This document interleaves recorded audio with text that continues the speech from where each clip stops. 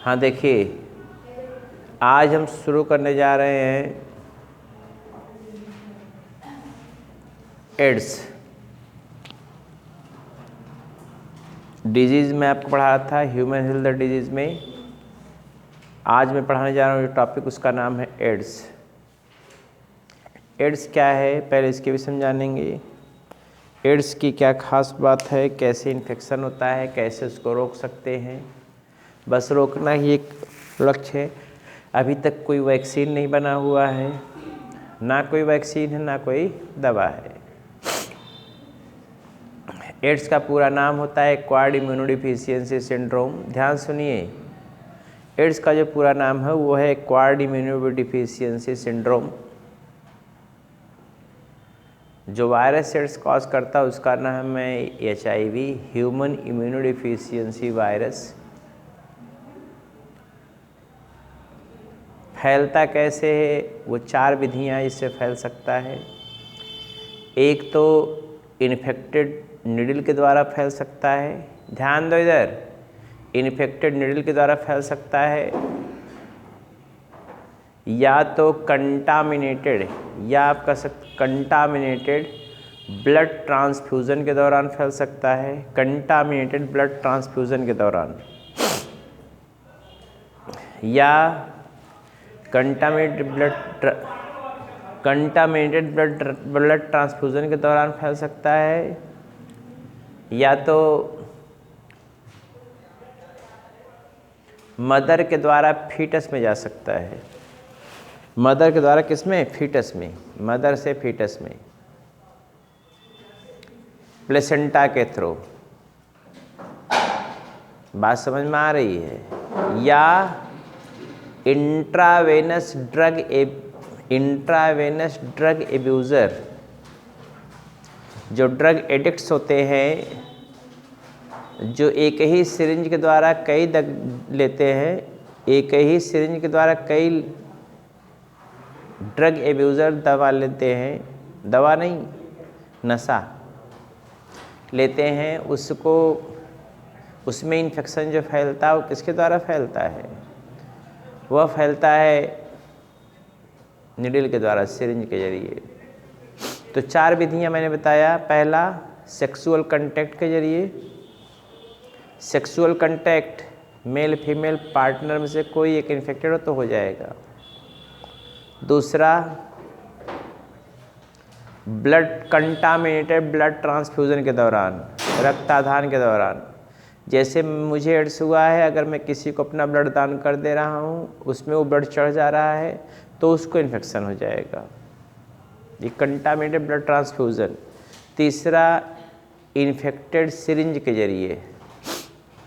मैं एड्स का पेशेंट हूँ, मुझे सिरिंज लगाया गया, दवा सुई लगाई गई, उसी वही सिरिंज लगा दिया गया दूसरे किसी को, तो कन्फर्म है उसको हो जाएगा, जो दूसरा वाला होगा। चौथी विधि होती है intravenous drug abuser. Intravenous drug abuser कौन होते हैं? जो इंट्रावेनसली वेन्स में ड्रग्स लेते हैं। जो ये वेन्स होती है, जैसे ड्रिप्स नहीं चढ़ता है, वैसे अपने हाथ में कुल दवाई लेते हैं। मैं वाराणसी में स्टेशन पे देखा हुआ हूँ लेते हुए। सब ऐसे बुत तक बैठे रहेंगे, बैठने के बाद क्या करते हैं, सब आपस में, वो उसको चढ़ाएगा, वो उसको चढ़ाएगा, आपस में कुल चढ़ाते रहते हैं। अब में से को मिला कि इन्फेक्शन है तो कुल को हो जाइए, एक ही सिरिंज से अपना खूनवा बेच देते हैं ड्रग लेने के लिए, और वही खून अगर किसी को चढ़ेगा तो उसको भी हो जाएगा। तो ऐसे इन्फेक्शन हो सकता है। टेस्ट कैसे करते हैं? एंजाइम लिंक्ड इम्यूनोसार्बेंटे से एलिसा टेस्ट करते हैं। वायरस जो होता है वो होता है वायरस, किस वायरस के द्वारा ही होता है? किस वायरस के द्वारा होता है? वो वायरस होता है रेट्रोवायरस। रेट्रोवायरस का मतलब होता है, ध्यान दीजिए, रेट्रोवायरस के द्वारा होता है ये।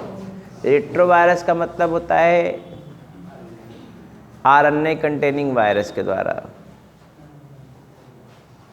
इंक्यूबेशन पीरियड कितना दिन होता है, इधर देखो इंक्यूबेशन पीरियड इसमें कितना दिन होता है ये आपको देखना है। इंक्यूबेशन पीरियड जो होता है वह होता है 5 से 10 साल। 5 से 10 साल इंक्यूबेशन पीरियड हो सकता है। बात समझिएगा, 5 से 10 साल इंक्यूबेशन पीरियड इसका है। जिसमें इधर देखिए इंक्यूबेशन पीरियड किसे कहते हैं, इन्फेक्शन से लेके अपीयरेंस ऑफ फर्स्ट सिम्टम्स। जब इन्फेक्शन हो जाए, इन्फेक्शन के बाद पहली बार जब सिम्टम अपीयर होता है तो उसको बोलते हैं incubation period. Time period in between infection to appearance of first symptom is called as incubation period. 1 साल भी हो सकता है, लेकिन 5 से 10 साल जनरली होता है। देखो बट आप देखो, सुनो, आगे पीछे हो जाओ, आप लोग आगे पीछे हो जाओ तब नहीं बात हो गई, नहीं पानी पे भी बात करोगे। हाँ आप सुनो, इसके बाद एलिसा टेस्ट के द्वारा कंफर्म कर लेते हैं कि एंजाइम लिग्नोसार्बेंटेसे ये किस पे इन्फेक्ट करता है। 2 सेल्स है जिस पे इन्फेक्ट करता है, वो है मैक्रोफेजेज। अमा सुनो, उस पे वो 2 सेल है जिसके ऊपर इन्फेक्ट करता है, वो है मैक्रोफेजेज और हेल्पर टी सेल्स। मैक्रोफेजेज पे इन्फेक्ट करता है और हेल्पर टी सेल पर या T4 सेल पर या CD4 सेल पर इन्फेक्ट करता है। उसके अंदर अब सबसे बड़ी बात ये भी है, एक और क्वालिटी इसकी है, ये वायरस के अंदर, ये वायरस जो है HIV का वायरस किसी सेल के अंदर अगर प्रवेश कर गया है, किसी सेल के अंदर क्या कर गया, प्रवेश कर गया, उसके अंदर रिप्लिकेशन कर रहा है। रिप्लिकेशन करने के बाद बाहर निकल भी रहा है तो कोशिका को नष्ट भी नहीं कर सकता है, बनाता रहेगा, कोशिका सर्वाइव करती रहेगी, उसे बनाता रहेगा, कोशिका सर्वाइव करती रहती है। बहुत दिन बाद वो फटेंगे, मरेंगे, वो अलग प्रोसेस है। मतलब रिप्लिकेशन, वायरस बनाती भी रहेंगी वो कोशिकाएं और निकालती भी रहेंगी बाई प्रोसेस, एक्सोसाइटोसिस प्रोसेस द्वारा बाहर निकलता भी रहेगा, कोशिकाएं मरेंगी नहीं बहुत जल्दी। तो ये किसको इन्फेक्ट कर, किसको डिस्ट्रॉय करता है, मैक्रोफेजेज और हेल्पर टी सेल को। टी लिम्फोसाइट में हेल्पर टी सेल को, T4 सेल को, मैं बताया था उस दिन आपको, CD4 सेल भी उसको कहते हैं। अब इसके बाद इसमें क्या होता है ये भी आपको देखना है।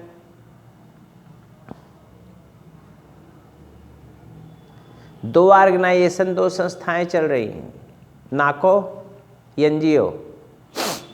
NGO का मतलब होता है non government organization. Non government organization वो गवर्नमेंट संस्था नहीं है, वह नॉन गवर्नमेंट संस्था है NGO। उसके कुछ वॉलंटियर्स होते हैं अपनी इच्छा अनुसार काम करने वाले, वो लोगों को जागरूक करते हैं एड्स के विषय में। एड्स के विषय में लोगों क्या करते हैं, जागरूक करते हैं। एक लाइन लिखा होता है, don't die with ignorance, ignore करके मरो मत। तो जानकारी सबसे पहला इलाज है, समझ रहे हैं। Don't die with ignorance, ignore करके ना मरो। मरने का जरूरत है, इग्नोर नहीं करोगे तो मरोगे नहीं, इग्नोर करोगे तो मरोगे। पार्टनर फेथफुल होना चाहिए, सेक्सुअल पार्टनर फेथफुल होना चाहिए, विश्वास पात्र होना चाहिए। महिला कोई बेवकूफ़ टाइप की है तो पुरुष को हो जाएगा, पुरुष बेवकूफ़ टाइप का है तो महिला को हो जाएगा। और अगर मान लीजिए मल्टीपल सेक्सुअल पार्टनर हैं एक व्यक्ति के पास, तब तो संभावना 100%। अब अगर कोई सेक्स वर्कर है, जैसे प्रोस्टिट्यूट वगैरह होती, कॉल गर्ल्स वगैरह होती हैं, होटल में कॉल गर्ल्स होती, मोबाइल से फ़ोन करके बुला लेते हैं, लोगों के साथ संबंध बनाते फिर चले जाते हैं, कॉल गर्ल्स। तो ये सेक्स वर्कर्स हैं। या पहले प्रोस्टिट्यूशन था, तो प्रोस्टिट्यूशन ख़त्म कर दिया गया है, red light area red zone, red light area होता है जहाँ पर केवल सेक्स वर्कर भी होते हैं। तो उनको जागरूक करना, अवेयर, इधर देखिए, अवेयरनेस, जानकारी। नहीं तू लोग बेटा कुल याद कर लो, मड़ुआडी याद कर लो, दाल मंडी याद कर, दाल मंडी, मड़ुआडी, ओके बाद जो है जो ओलनगंज का गली कुल याद कर लो। हाँ, जो टीचर लोग नहीं जानते वो तू जान जाओ पहले, फिर कहा हम ढेर सारे होटल है उसको भी जानते हैं। हाँ, अब हम नहीं बता सकते ना, अब आप जान सकते हो, हमें नहीं पता है ये सब बात, ये सब तुम्हें लोग जानते हो। जो बंदर होते हैं उधर उन्हें सब पता रहता है, क्या ऐसे वो जो है उछलते उछलते हर जगह पहुंचते रहते हैं, तो वह उछलते उछलते हाल है इनके। सुनो अब देखो दूसरी बात, एक एनजीओ होता है वो अवेयर करने के लिए, और एक नाको होता है, नेशनल एड्स कंट्रोल ऑर्गेनाइजेशन, नाको, नेशनल एड्स कंट्रोल ऑर्गेनाइजेशन। सब सुन लो, ये कोई इतिहास तरह बता रहे हो, यही में से क्वेश्चन आ जाएगा। नेशनल एड्स कंट्रोल ऑर्गेनाइजेशन ये संस्कारी संस्था है, ये सब अवेयर पीपल को करती। भाई देखिए आप ही इसको यूज़ करें, ऐसा करें, इससे जो है क्या बच सकते हैं, समझ रहे हैं ना। दूसरी बात तो एक एनजीओ हो गया, एक नाको हो गया, नेशनल एड्स कंट्रोल ऑर्गेनाइजेशन। सबसे पहले कैंसर का पेशेंट खोजा गया था 1981 में, कहाँ पर खोजा गया था वो अमेरिका में। कहाँ पे? अमेरिका में। सबसे पहला एड्स का पेशेंट 1981 में खोजा गया था, वो भी कहाँ पे? अमेरिका में। ये बुक में आपको नहीं दिया हुआ है, 81 दिया हुआ है, 81 दिया, अमेरिका ना दिया हुआ है बेटा। हाँ ना दिए हैं, बता दे रहे अभी देखेंगे पीछे कहीं लिखा है। हाँ तो ये देखा कौन अमेरिका में है। और तब से लेके अब तक लगभग 25 मिलियन पीपल्स मर चुके हैं एड्स से ऑल ओवर द वर्ल्ड। ये तो बिना जानकारी, ये तो जानकारी वाले हैं। ना दिया कहाँ अमेरिका? सुनो 25 मिलियन मर चुके हैं। ये तो लोग, ये तो आंकड़ा है, मरने वालों का आंकड़ा क्या होगा सोचो।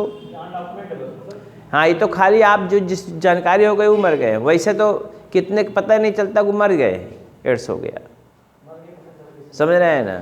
हम मर गए, अपने अगल बगल किसी को बताया भी नहीं, एड्स से मर गए। और जो प्राइवेट, इधर देखो, जो प्राइवेट हॉस्पिटल्स होते हैं वहाँ पर सब कहते भी है कि भाई बताइएगा मत किसी को। प्राइवेट हॉस्पिटल में चेकअप वकअप कराते हैं तो वो देते भाई आप देखिए आपका एड्स पॉजिटिव है, तो वो बता भी देते हैं कि ऐसा करिएगा कि डॉक्टर साहब किसी को बताइएगा नहीं। समाज में दरअसल समाज के लोग इसको सब तुरंत बहिष्कृत कर देते हैं, घर वाले की निगाह में गिर जाते हैं लोग। अगर मान लीजिए किसी को एड्स हो गया, मान लीजिए सिरिंज के द्वारा हो गया, रेजर के द्वारा हो गया, रेजर सिरिंज के द्वारा, इधर देखो सिरिंज के द्वारा अगर हो गया, सिरिंज के द्वारा हो गया तो भी वो सोचेंगे लग रहा है कि डिफ़ाल्टर थे ये, घर परिवार वाले ही सोचते, वाइफ भी सोचेगा अच्छा तब तो एड्स हुआ है, समझ गए तो क्या करते रहे हो। अब हो गया वो, उसका बंटाधार हो गया। किसी अब कैसे कहेगा कि नहीं कन्फर्म हम ऐसा कुछ भी नहीं कि एड्स हमको कैसे हो गया। तो इसलिए वो प्राइवेट संस्था को रोक देते कि भाई आप बताइएगा मत और हम अपने को अवॉइड करेंगे, समझ रहे हैं ना। अभी कुछ एक स्टूडेंट मेरी मैं जानता हूँ जिसको नाम नहीं बता पाऊँगा, इंटर का एक लेक्चरर भी है इस समय और 10 साल से है, और उसको एड्स मैं जानता हूँ कि कम से कम एड्स जो है कन्फर्म हो, जो मैं जानता हूँ उसको एड्स कन्फर्म हुए, उसको हो गया कम से कम 15-16 साल, एकदम स्वस्थ है, कुछ नहीं, उसको कोई प्रॉब्लम नहीं होती, टाइम से खाती, टाइम ना आती, टाइम से स्कूल जाती, स्कूल से फिर टाइम से आती है, और लेकिन किसी से बातचीत बहुत ज़्यादा नहीं करती है। बातचीत खूब, मतलब बातचीत में बच्चों से खेलती, हंसती है, बोलती, छोटे बच्चों से, अपने घर परिवार के, लेकिन किसी से बातचीत बहुत ज़्यादा नहीं करती है, समाज के लोगों से नहीं बातचीत करती है, और सीधा बोलती है, बता भी दिए कि हमको एड्स है, सबको घर पता है, उसके घर वालों को सबको पता है, अगल बगल वालों को पता है। और उतनी एक्टिविटीज रहती है, योगा वोगा करती है, अपना जाती है। एक दवा आती है रिट्रोविर करके, रिट्रोविर एक दवा आती है, वही खाती है और बाकी अपना एक्सरसाइज करती है, एकदम स्वस्थ है, कुछ कोई प्रॉब्लम नहीं है। एड्स अगर दो, इधर देखिए, एड्स एक ही दिन हस्बैंड और वाइफ दोनों को हो तो वाइफ बाद में मरेगी, हस्बैंड पहले मर जाएगा, क्योंकि एड्स से लड़ने की क्षमता होती है वाइफ में ज़्यादा होती है अपेक्षाकृत हस्बैंड के। तो आदमी में एड्स से लड़ने की क्षमता कम होती है अपेक्षाकृत फीमेल के। समझ गई बात? अब इसके बाद जो है मैं आपको बता रहा हूँ इसमें एड्स के विषय में कि एड्स जो है इसकी कोई वैक्सीन नहीं है, प्रिवेंशन कंट्रोल ही इसका उपाय है, बाकी कोई दवा ववा नहीं है इसकी।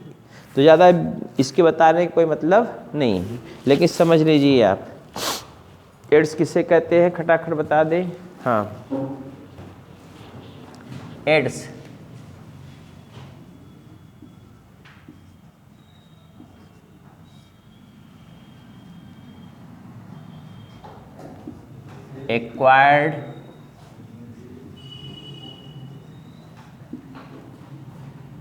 एक्वायर्ड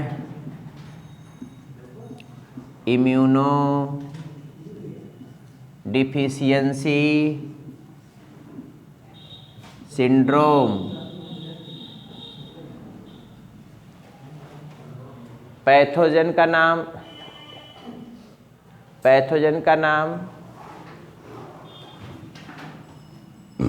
काजल ऑर्गेनिज्म।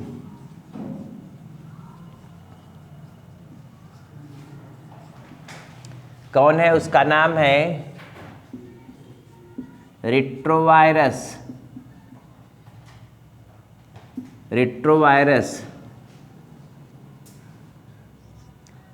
ये है RNA containing virus.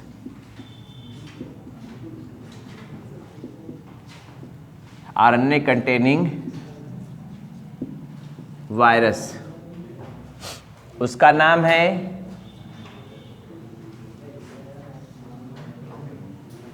Retrovirus. RNA containing virus का नाम है HIV। हम क्लास में आवाज़ नहीं पसंद करते। अरे लड़को, बदमाशी ना करो, एकदम नहीं। आवाज़ एक आधा घंटा खड़ा करा पूछेंगे, एक सोच के तब बतिया। HIV human immuno deficiency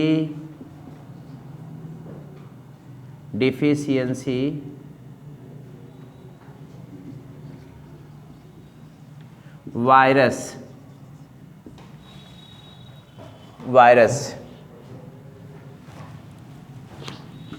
first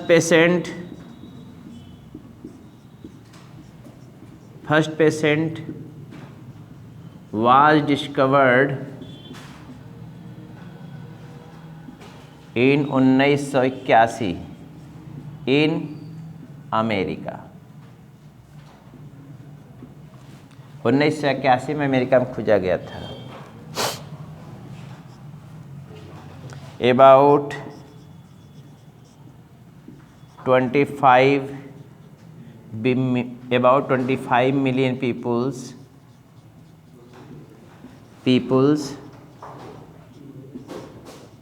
are killed by AIDS in the world। पूरे विश्व की बात हो रही है, इन द वर्ल्ड।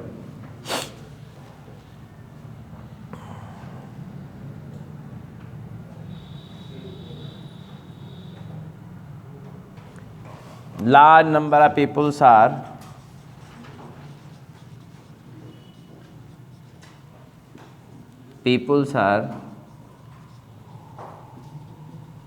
infected बोलिए ना भाई, infected every year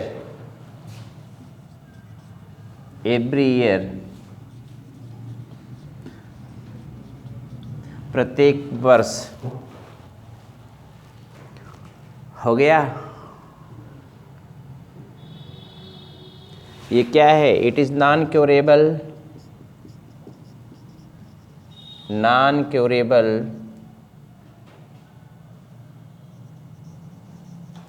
डिजीज है ये, non curable disease, curable disease नहीं है।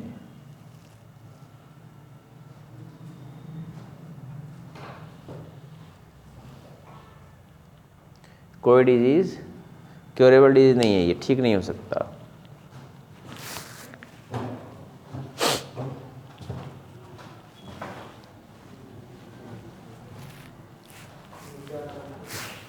Non curable disease. Incubation period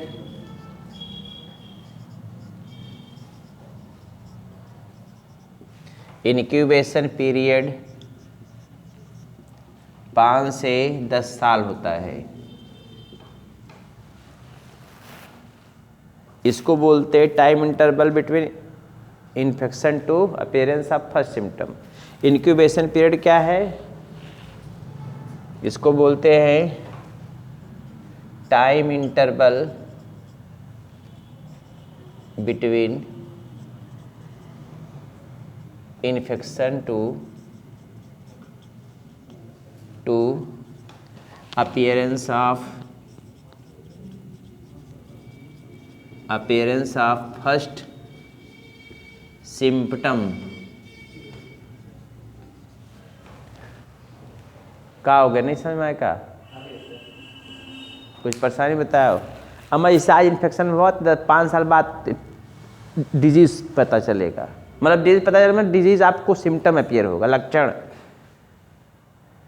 checkup कराएंगे तो 2-4 दिन बाद आज ही पता चल जाएगा, लेकिन क्या है कि सिम्टम जो है दिखाई देगा, लक्षण जो दिखाई देगा वो कब दिखाई देगा? 5 से 10 साल बाद। अब समझे हो? जो रोग का लक्षण दिखाई देगा।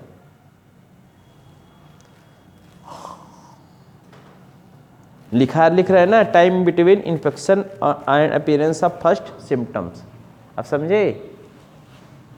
इरेज करें।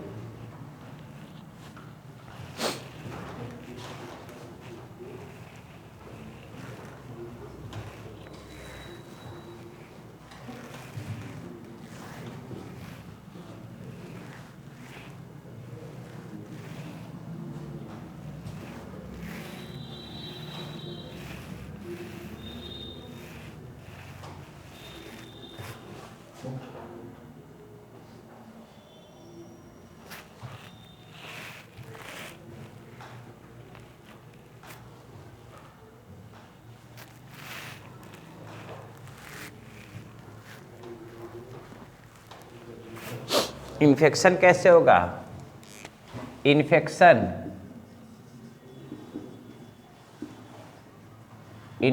कैसे कैसे होगा? ध्यान दीजिए इधर।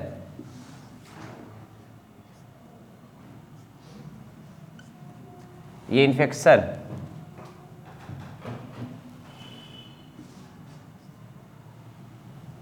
पहला सेक्सुअल कांटेक्ट के जरिए,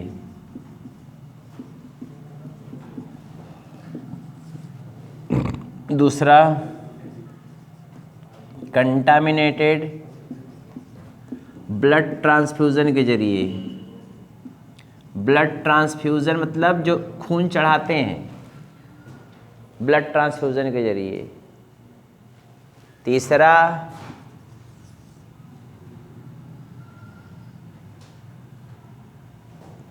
use of infected needle by intravenous drug abuser. Intravenous drugs abuser. चौथा mother to foetus by placenta या थ्रो प्लेसेंटा लिख लीजिए। मदर टू फीटस थ्रू के द्वारा, थ्रू प्लेसेंटा। जो मैं लिख रहा हूँ वो सब आपके एनसीईआरटी की लाइन है, उसी को मैं कोटेशन कर दे रहा हूँ ताकि आपका दिमाग क्लिक करे खटाखट वहीं पे। हमारी बात समझ में आ रही? कुछ पूरी बातें हैं। सेक्सुअल कंटैक्ट के जरिए हो सकता है, कंटामिनेटेड ब्लड और ट्रांसफ्यूजन के द्वारा, use of infected needle by intravenous drug abuser, mother to foetus through placenta. हो गया, इन्फेक्शन हो गया।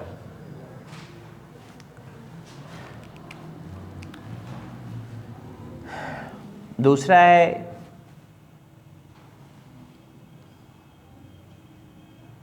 cells which are affected। कौन सेल अफेक्ट होती हैं?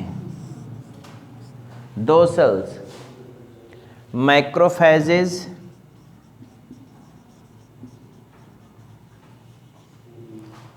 पहला हो गया, दूसरा है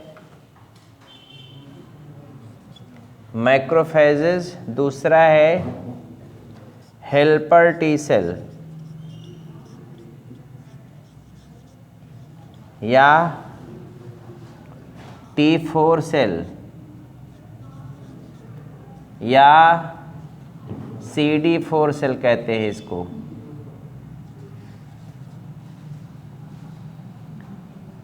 CD4 सेल कहते हैं। मैक्रोफेजेस को फैक्ट्री ऑफ HIV कहते हैं। कभी पूछे फैक्ट्री ऑफ HIV की फैक्ट्री भी कहते हैं इसको, फैक्ट्री ऑफ HIV। मैक्रोफेज में दो आती है ना, पता है? कुछ नहीं पता है। मैक्रोफेज में कौन? न्यूट्रोफिल और मोनोसाइट। भुलागवा, सब भुलागवा कहा रहा है।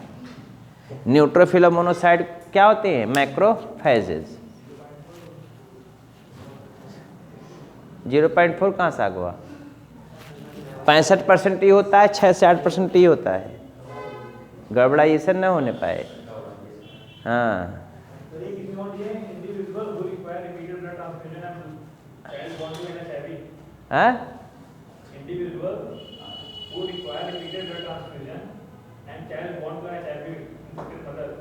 पहले में हमने लिख दिया है ब्लड ट्रांसफ्यूजन के दौरान रक्ताधान हो रहा है, पहले में हो जाए।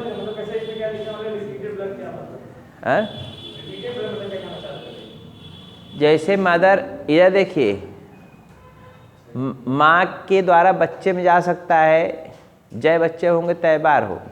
समझ रहे हैं ना? अब समझ गए आएगा ये बात? अरे एक माँ होगी, हो सकता है जब तक वो मरने के कगार पहुँचे तब तक 3-4 ठो पैदा कर दे, तो तीनों चारों को जगह कब बची है वो।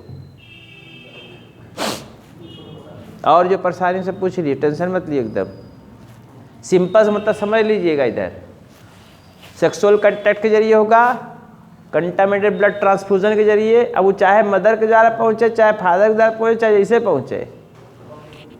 और use of infected by intravenous drug abuser. जो ड्रग एब्यूजर होते हैं वो इंट्रावेनसली जो करते हैं, एक सिरिंज से कई मिला यूज करते हैं उसको। Mother to foetus through placenta. Mother to foetus, माँ से फीटस में जाता प्लेसेंटा के थ्रू।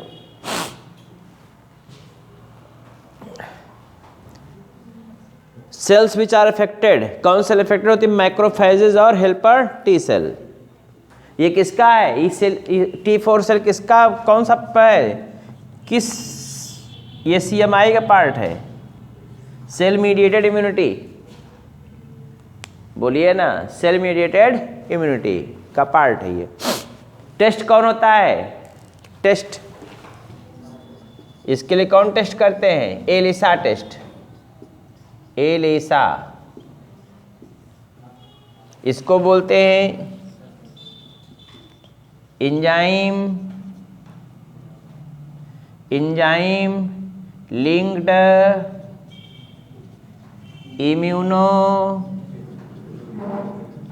सार्वेंट एसे। इंजाइम लिंक्ड इम्यूनोसार्बेंट ऐसे एलिसा टेस्ट कहते हैं। इंजाइम लिंक्ड इम्यूनोसार्बेंट ऐसे, इससे कंफर्म हो जाता है ये एंटीजन एंटीबॉडी का रिएक्शन होता है। एंटीजन एंटीबॉडी के रिएक्शन से पता करते हैं।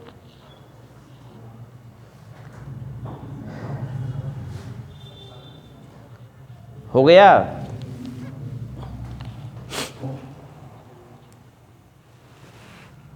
इरेज करें।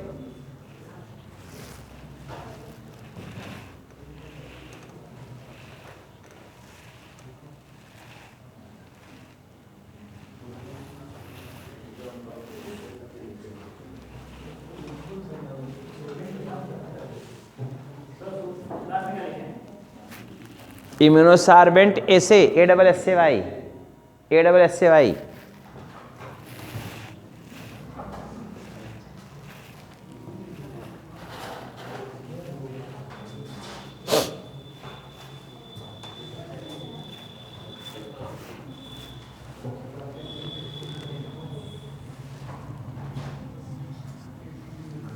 न्यूमोनिया,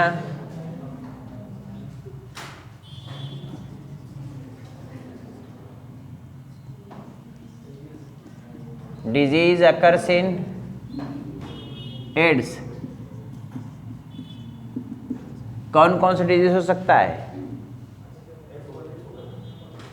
नहीं, एड्स तो कोई डिजीज नहीं है। एड्स डिजीज का कारण है और डिजीज का पिटारा है, डिजीज का भंडार है। कोई डिजीज हो सकता है। सबसे कॉमन जो है न्यूमोनिया हो सकता है। डिजीज कौन कौन हो सकता है इसमें? एड्स में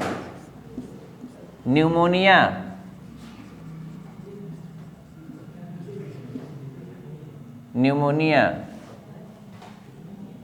डायरिया हो सकता है,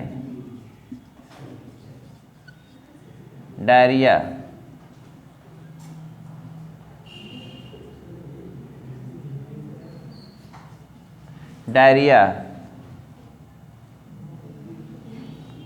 न्यूमोनिया, डायरिया,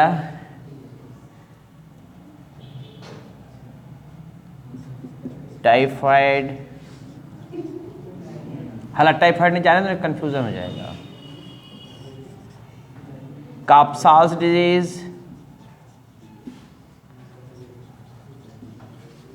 डिजीज, टैक्सोप्लाज्मोसिस, टैक्सोप्लाज्मा गोंडी करके दिया होगा। न्यूमोनिया का सिम्टम दिया है और क्या दिया? टैक्सोप्लाज्मोसिस दिया है। कोई डिजीज हो सकता है इसमें।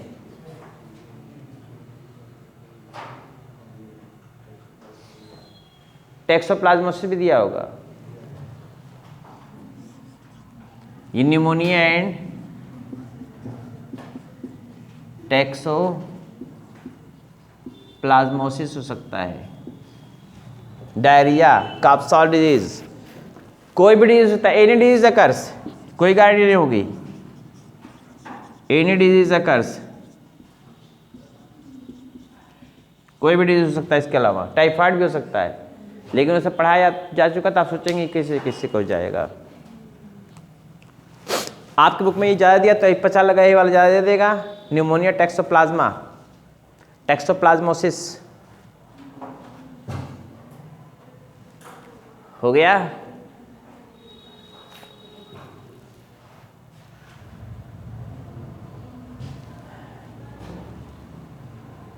एड्स होने के बाद लकड़िया के मरते हैं, तड़प तड़प के मरते हैं। ये भी बात सही है। जैसे निमोनिया हो गया, अगर सांस फूलते फूलते फूलते फूलते ऐसा कंडीशन आएगा कि एस्फाइक्सिया हो जाएगा, ऑक्सीजन एकदम लैक हो जाएगा, मर जाएंगे। एक दिन में तो मरेंगे नहीं, काफ़ी दिन लगेगा मरने में। ये ना कि आज मर जाएंगे। जब न्यूमोनिया सिम्टम होगा, दवाई खाते रहेंगे आराम हो पाएगी, दवाई खाते रहेंगे आराम हो नहीं करेगा, उन्हें एड्स पे प्रॉब्लम है। इम्यूनिटी वीक हो जाती है इसमें, इसे इसका नाम इम्यूनो डिफिशिएंसी सिंड्रोम है। अब इसके अलावा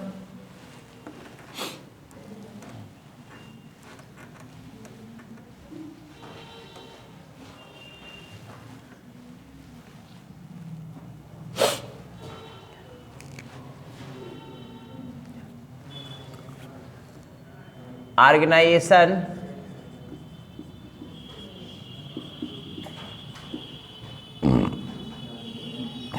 वर्क्स इन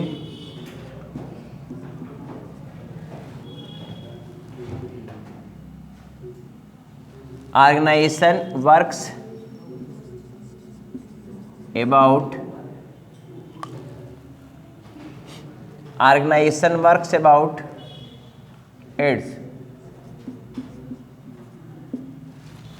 दो ऑर्गेनाइजेशन है, देखो दो संस्थाएं, मैं कल ही बता दिया, आज फिर बता दे रहा हूं। दो संस्था, टू ऑर्गेनाइजेशन, यहां पे लिख लीजिएगा, टू ऑर्गेनाइजेशन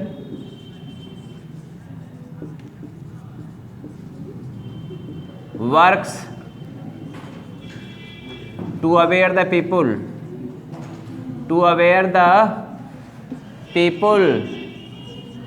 against, किसके अगेंस्ट? एड्स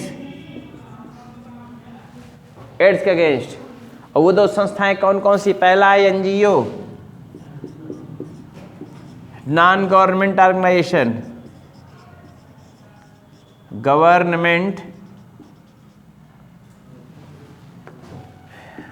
और नॉन गवर्नमेंटल ऑर्गेनाइजेशन।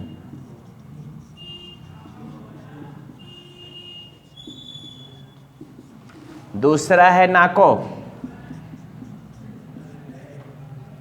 इसको बोलते हैं नेशनल एड्स कंट्रोल ऑर्गेनाइजेशन।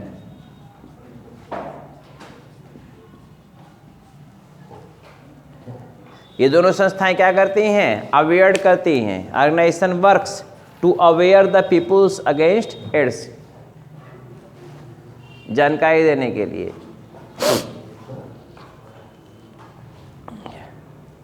हो गया?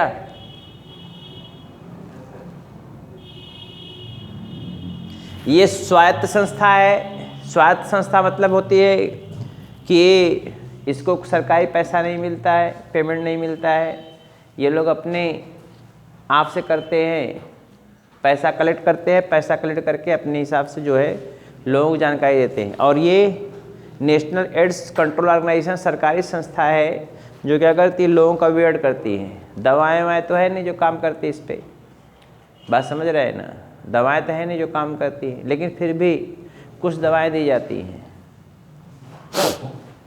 हो गया? मैंने कहा था कि लिखा हुआ है don't die with ignorance, don't die with ignorance, ignore करके मरो मत।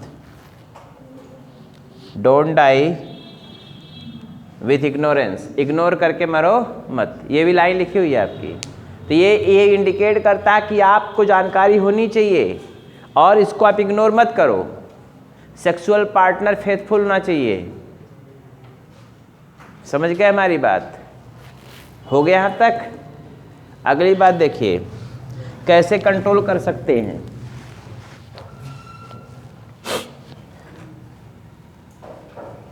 अभी सब हमको रटाना पड़ता है। इधर देखिए, एड्स के विषय में जानकारी सबको होनी चाहिए, लेकिन इसे रटाना पड़ता है। बेटा पढ़ लो कि इम्तहान में आएगा। ये बेटा पढ़ने के लिए, इम्तहान में हम लोग आने के लिए हम पढ़ाते हैं, जबकि सारी बातों की जानकारी स्वयं आपको होनी चाहिए और हमेशा के लिए होनी चाहिए। एलिसा टेस्ट क्या होता है, 5 साल से 10 साल क्या होता है, किसी बेवकूफ़ को न देख के काम उसके साथ संबंध बनाइए, ये सब सारी बातें जानकारी होना चाहिए। नाको क्या है, एनजीओ क्या है, हेल्पर टी सेल क्या है, मैक्रोफेजेस क्या है, कहाँ पे इन्फेक्शन होता है, कौन कौन से डिजीज़ ज़्यादा हो सकते हैं, ये सब बात समझ लीजिए। अगर पतला लैट्रिन चालू होगा तो भी होता रहेगा बेचारे को, और उसकी वजह से मर जाएगा वो। न्यूमोनिया आएगा तो न्यूमोनिया से मर जाएगा। काप्सा डिजीज, स्किन डिजीज होगा तो उसकी वजह से मर जाएगा।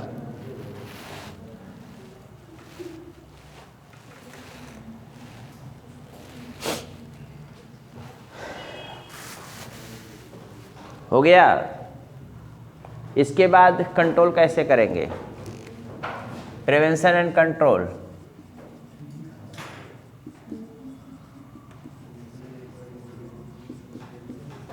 Control,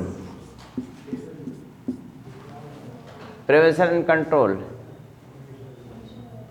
avoid multiple sexual partner, multiple sexual partner,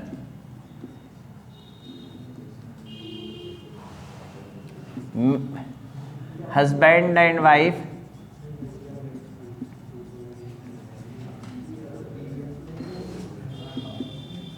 faithful for each other, faithful होने चाहिए, husband and wife faithful to each other, use condom, हो गया use condom,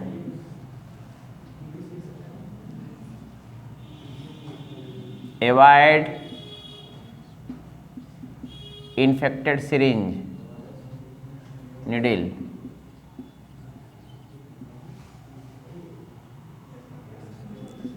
avoid infected blood,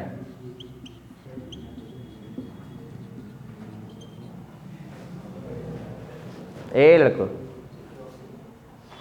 no proper treatment and vaccination yet known, no proper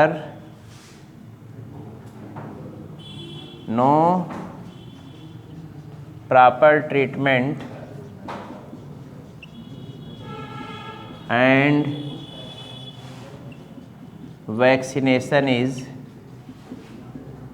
known, कोई proper treatment और vaccination अभी तक ज्ञात नहीं है, इसलिए मरना तय है। AIDS is second name of warrant of death, hence it is called as warrant of death,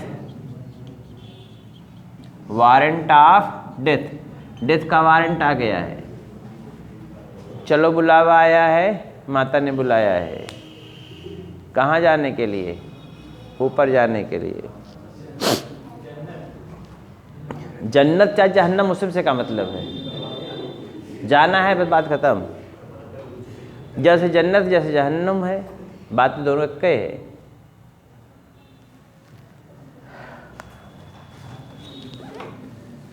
erase कर दें?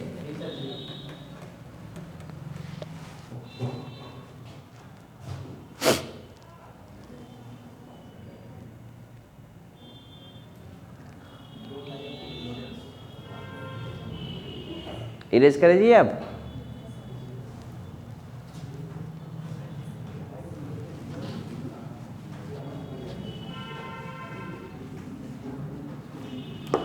ये हेंस है,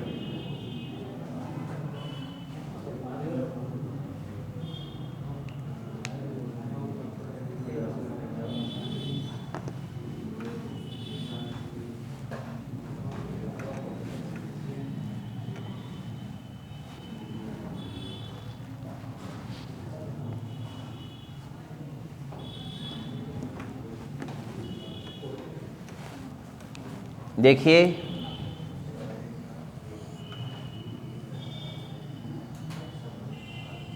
ये सेल है, एड्स का वो बताते रहे कैसे होता है। ये सेल है, ये न्यूक्लियस है, ये इसका डीएनए है। यहाँ से एड्स का वायरस के अंदर आया, ये प्रोटीन कैप्सिड है और ये इसका आरएनए, बात न करो जी, ये इसका आरएनए है। तो इसमें से आरएनए इसमें प्रवेश कर जाएगा। कौन प्रवेश करेगा? आरएनए। इसका आरएनए इसमें क्या कर जाएगा? प्रवेश करेगा। इससे बनेगा क्या? रिवर्स ट्रांसक्रिप्शन हो गया। इसका मतलब क्या हो गया? ये आरएनए enters the cell, कौन सेल हो सकता है? या तो मैक्रोफेजेस होगा या हेल्पर टी सेल होगा। समझे? यहाँ पे क्या होगा? रिवर्स ट्रांसक्रिप्शन होगा। Reverse transcription. रिवर्स ट्रांसक्रिप्शन का मतलब क्या?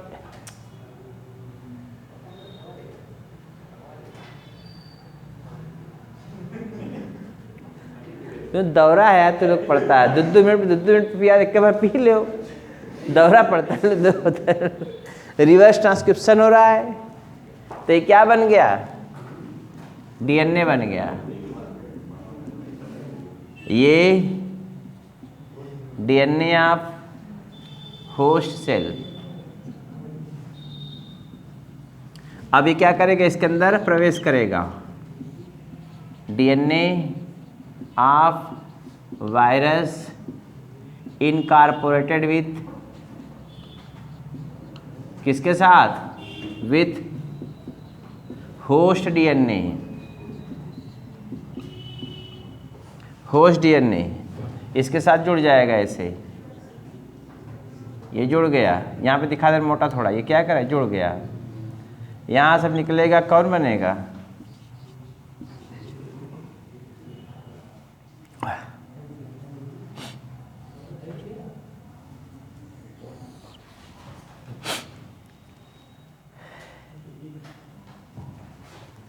ये यहाँ पे दिखा दे रहे हैं।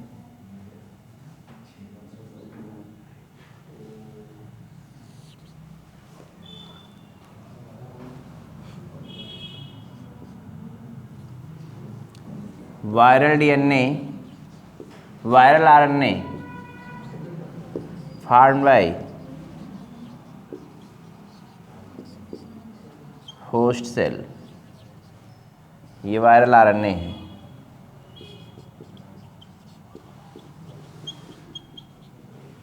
अभी वायरल आरएनए के ऊपर क्या हो जाएगा?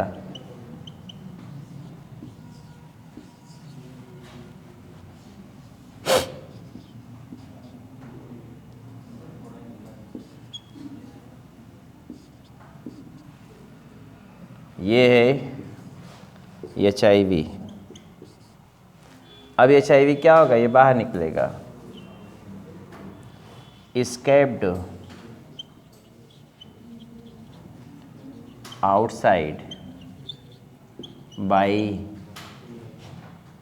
किसके द्वारा?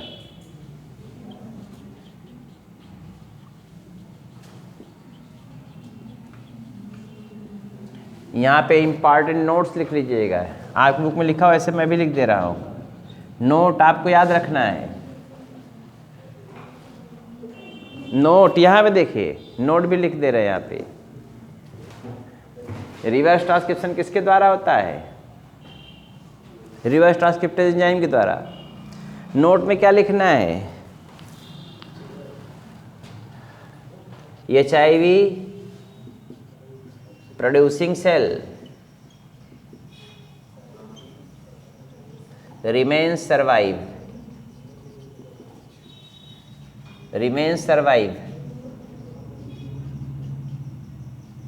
सर्वाइव करती रहती हैं आफ्टर प्रोडक्शन ऑफ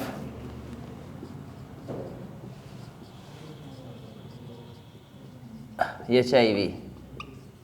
ये HIV को प्रोड्यूस करते करते सर्वाइव करती रहेंगी।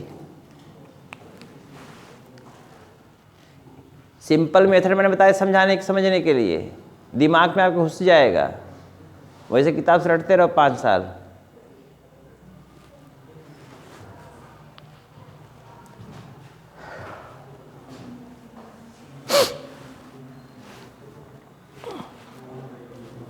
लीजिए।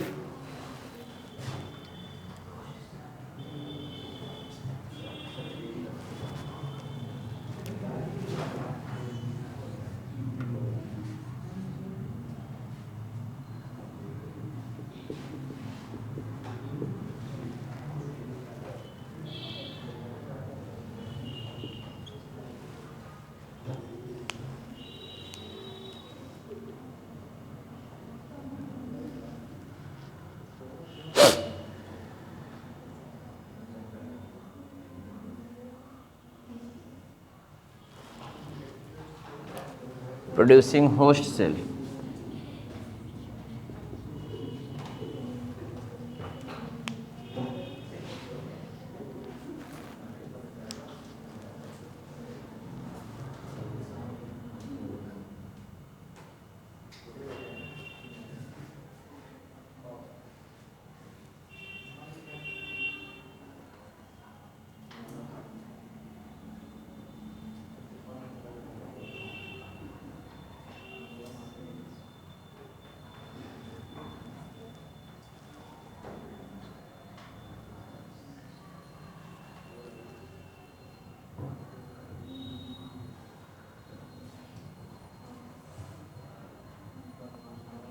नई वाली बुक किसी के पास एनसीईआरटी लाए हैं आप लोग?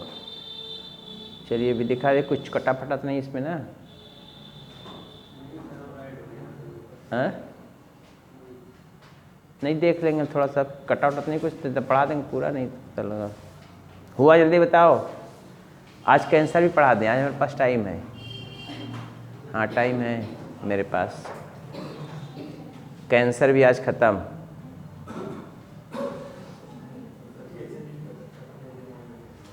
ये पगल है का यार तू, कैंसर पढ़ा कर ऐसा मत कैसे कैंसर में ख़त्म हो जाए। अरे कैंसर ख़त्म हो जाए तो और अच्छी बात है।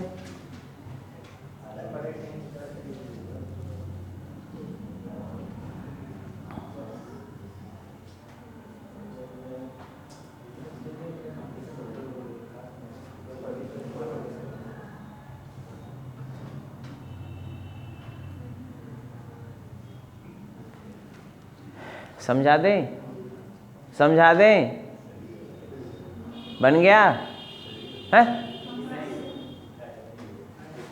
फैजल खान देखिए इधर, लड़की इधर देखो, ये अपने में कुछ समझ रही है, देखो यार के देखो क्या समझना, क्या परेशानी है।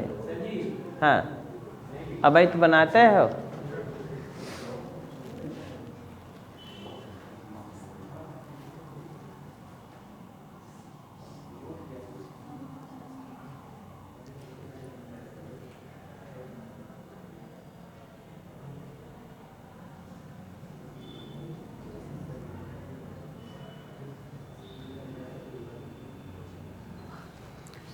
हुआ? देखो इधर ये HIV है, ये HIV दिखा रहे हैं हम, ये प्रोटीन कैप्सिड है, ये RNA है, यहाँ लिखे भी हैं। ये प्रोटीन कैप्सिड, इसके साथ फैट भी रहता है, लिपिड भी रहता है, इसलिए इसका शेप थोड़ा वेरिएबल होता है। और ये कौन RNA है। जब ये सेल्स अटैच होगा, अब आप सोचते होंगे काहे के लिए इसी सेल्स दोनों अटैच होता है, क्योंकि इसके पास रिसेप्टर साइट ऐसे होते हैं जो इसको अटैच करा लेते हैं, बाकी किसी सेल के पास अटैचमेंट साइट नहीं। अब ये अटैच हो गया इससे, अटैच होने के बाद क्या करेगा जानते हैं? इससे अटैच होने के बाद RNA इसमें इंट्रोड्यूस कर जाएगा सेल में। और सेल के किसके सेल में? सपोज ये सेल का साइटोप्लाज्म है, ये न्यूक्लियस है। साइटोप्लाज्म में ही रिवर्स ट्रांसक्रिप्टेज एंजाइम के द्वारा साइटोप्लाज्म, किसके साइटोप्लाज्म में? ये होस्ट सेल है। नहीं पता लगा उन्हें जानते कहा सर जी है, ये होस्ट सेल है। ये होस्ट सेल के अंदर क्या होगा? ये रिवर्स ट्रांसक्रिप्टेज एंजाइम के द्वारा, रिवर्स ट्रांसक्रिप्शन प्रोसेस के द्वारा DNA बनाया। DNA क्यों बनाया? जब RNA इसको बनाना था तो RNA क्यों नहीं बनवा लिया? DNA कैसे अटैच होगा इसके? या RNA से बनेगा DNA, और DNA जाके आपके होस्ट डी सेल के DNA से इनकॉर्पोरेट कर जाएगा और उसके रेगुलेटर जीन पे कमांड कर लेगा। किस पे कमांड कर लेगा? रेगुलेटर जीन पे। और रेगुलेटर जीन पे कमांड करने के बाद कहेगा बेटा इसे हम करो, ऐसा करो, तब वो अपने समान।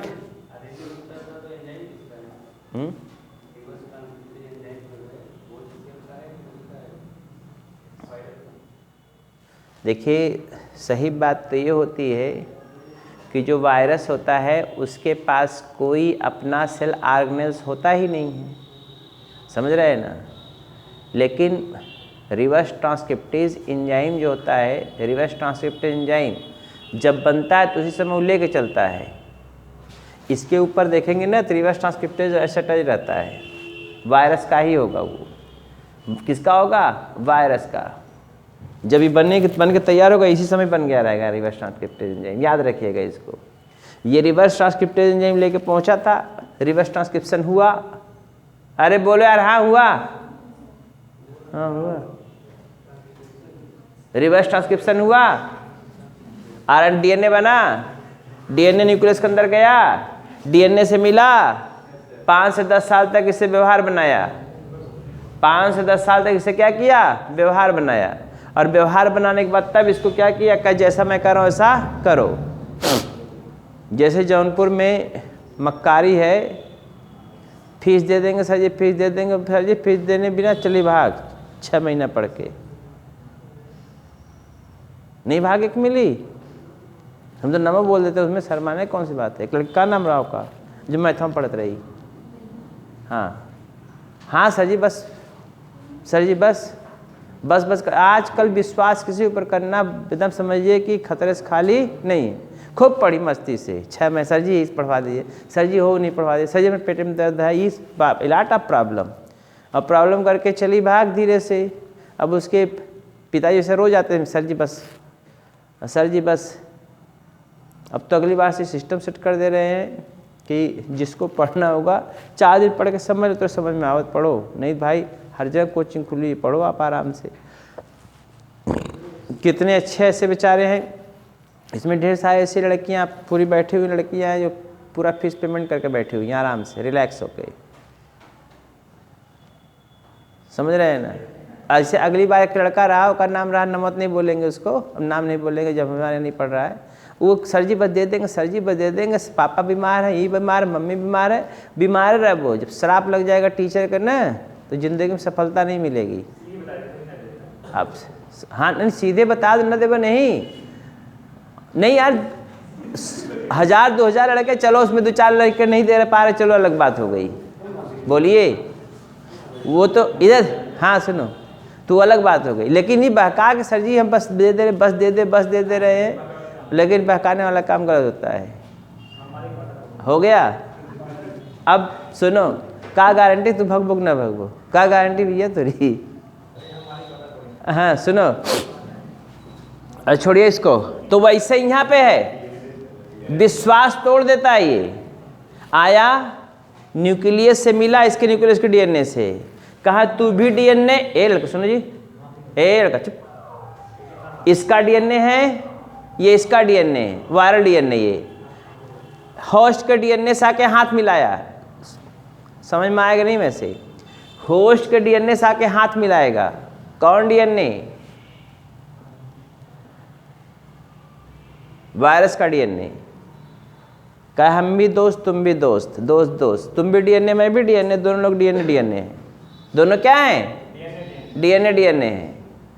अब कुछ दिन तक वही इधर देखो जुड़ गया, जुड़ने काफ़ी देर तक रुका रहा, काफ़ी दिन तक पहले एनालाइज किया कि कैसे कैसे वर्क करता है, किस पे कमांड किया जाए, तो अंत में आगे किस पे, रेगुलेटर जिन पे कमांड कर लिया, जो रेगुलेशन करता है सबकी सिंथेसिस को।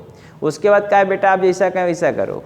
जैसे किसी के रूम में कोई जाकर रहने लगे, अब खूब व्यवहार बना ले, व्यवहार बनाने के बाद अब जब रूम मालिक का भी निकल जाओ, 1 साल पूरा हो गया, 1.5 साल, अब हमारे पास जगह नहीं है, कहा ऐसा हमको जगह ही नहीं मिल रही, हमको रूम नहीं मिल रहा है। फिर 2 महीने बाद कहा आप अपना जगह ढूंढ, दूसरा ढूंढ लीजिए, कहा हमको जगह रूम ही नहीं मिल रहा है। उसका फिर कह केस कर दें, कह जाओ केस कर दो, हम लड़ लेंगे। सरकार जानते इसके ऊपर क्या कर लिख के दे देगी, जब तक इसको रूम नहीं मिल रहा तब तक इसको रहने दिया जाए। अब न रोको रूम मिली है न उसमें निकली है, वो सरकारी योजना चल रही है, समझ रहे? वही हाल है, है समझ रहे हैं ना। हो गया। इधर देखो, आप सुनिए, ये तो बातें मैंने क्यों बता रहा था, ऐसे ही ये डीएनए काम कर। अब इसके डीएनए से, इस डीएनए से ये अपना आरएनए बनवाएगा, इस डीएनए से क्या बनवाएगा? अपना आरएनए, और अपना आरएनए अपना ही प्रोटीन बनवाएगा। ये अपना आरएनए अपना प्रोटीन। अब ढेर सारे देखो, ढेर सारा क्या बन गया? वायरस। कौन सा वायरस बना? HIV virus. ढेर सारा HIV वायरस बना। और HIV वायरस इधर देखिए, कोई जरूरी नहीं सारी सेल मर ही जाए, सेल पैदा करते करते ही जीवित रहती हैं, लिविंग रहती हैं। इन्हें पूरा बर्स्ट कर जाएगा, सब निकल जाएगा। बर्स्ट कर सकता है बाद में, ये सर्वाइव भी करती रहती हैं, काफ़ी दिन तक सर्वाइव करती है, उसके बाद फिर तब बर्स्ट होती हैं, मरती हैं, नष्ट होती हैं, सर्वाइव करती रहती हैं। ये यहीं पे लिखा हुआ नोट्स क्या, HIV producing host cell remains survive after production, ये आपके एनसीईआरटी की लाइन लिखा, पढ़िएगा, क्वेश्चन पूछता, फंस जाते लड़के। नष्ट भी होगा लेकिन बाद में नष्ट होगा, काफ़ी दिन तक सर्वाइव करेगा लेकिन उसके बाद तब नष्ट होगा। ठीक है, समझ में आया है? सांस उस आ रही है, कह दो हाँ। हाँ, और वो खाली 2 लोग का सांस आ रहा है। इरेज करें अब।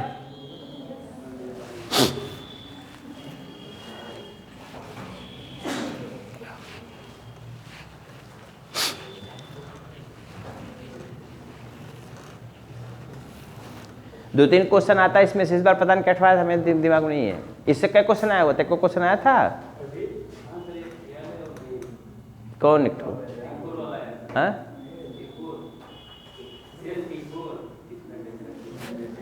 अरे IG भी करके एक कौन आया था, IG वाला भी आया था, टिमोनोग्लोबुलिन कोई करके आया था। 2-3 क्वेश्चन आता है इस चैप्टर से कम। नार्कोटिक्स वाला एक ठो आता है।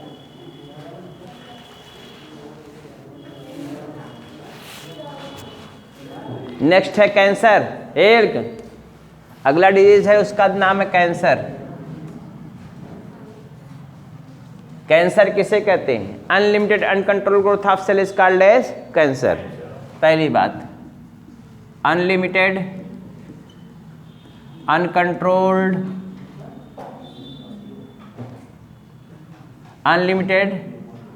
Uncontrolled growth of cell is called as cancer. क्या बोलते हैं इसको? कैंसर कहते हैं। Types of cancer, types of cancer. Cancer कितने प्रकार का होता है? पहला है कार्सिनोमास कैंसर।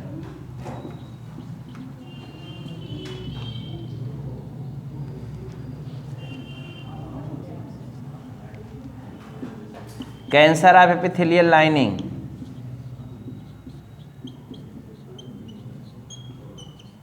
ये बात ना करो जी। कैंसर ऑफ एपिथेलियल लाइनिंग, जैसे लीवर कैंसर हो गया, इसमें सबसे ज़्यादा कैंसर ही होता है, 80% ही कैंसर होता है, सबसे ज़्यादा ही कैंसर होता है। Mouth cancer, breast cancer, uterine cancer, सब कैंसर लगभग यही होता है। Lymphomas cancer, lymphomas cancer, cancer of lymphoid organ,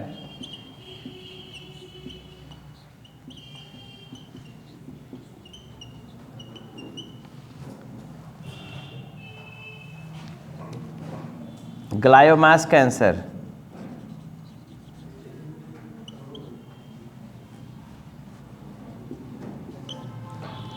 cancer of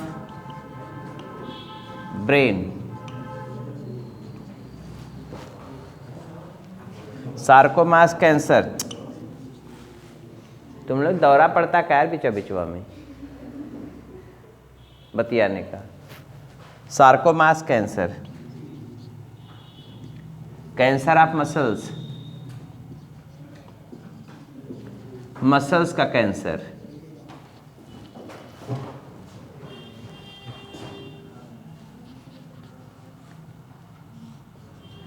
leukaemias, इसको बोलते हैं blood cancer.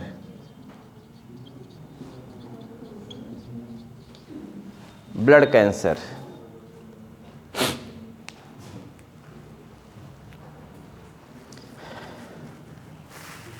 Carcinomas cancer, epithelial lining cancer, lymphomas cancer, lymphoid organ cancer, gliomas cancer, glial cells का cancer brain का होता है, सार्कोमास कैंसर मसल्स का cancer, leukaemias blood cancer, और एक होता है मिलेनोमास, जो किस में होता है? स्किन कैंसर, मेलानोसाइट सेल्स में होता है। मिलेनो मास कैंसर। ये सब मैं प्लूरल लिखा हूं, सार्कोमा लिख देगा तो घबराइएगा मत। ये कौन होगा? Cancer of melanocyte cells, melanocyte cell. इस पे बहुत ज़्यादा जोर नहीं देना क्योंकि आप बुक में नहीं दिया हुआ है टाइप्स ऑफ कैंसर, फिर ट्यूमर दिया हुआ है।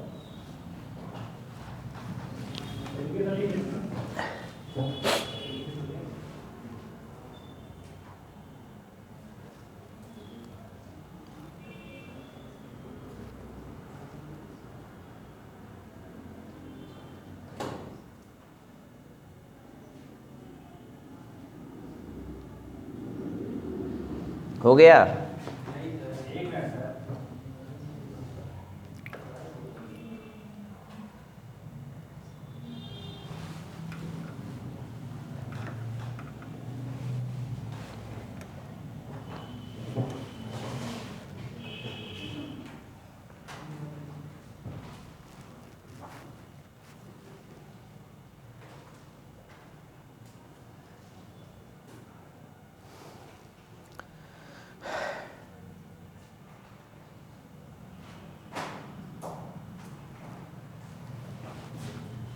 इरेज कर दे रहे हैं हम लोग।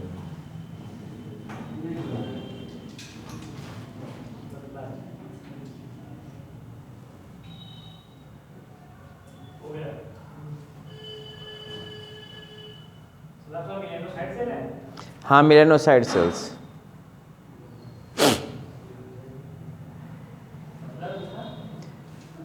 जो स्किन में रंगा पदार्थ देते, जैसे आपका कलर थोड़ा डल है तो मेलानिन का फार्मेशन जो नहीं करती सेल, इसको मेलानोसाइट सेल कहते हैं, स्किन में पाई जाती है।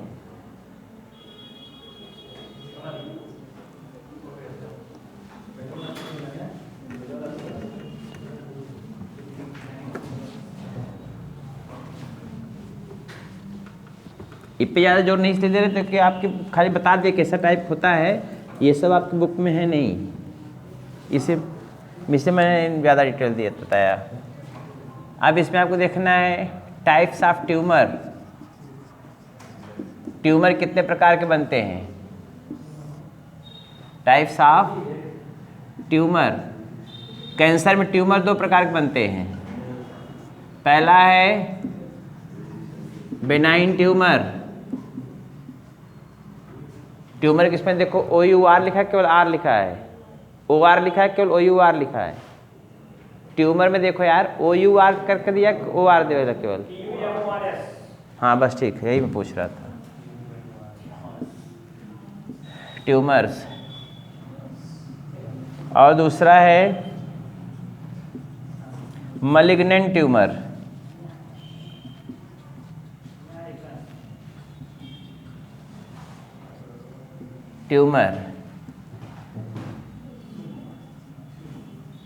बेनाइन ट्यूमर किसे कहते हैं?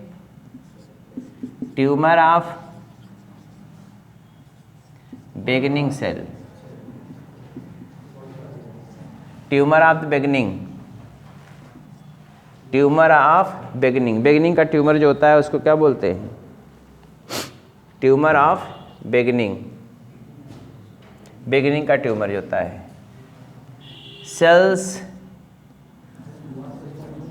cells are not move from one place to another place.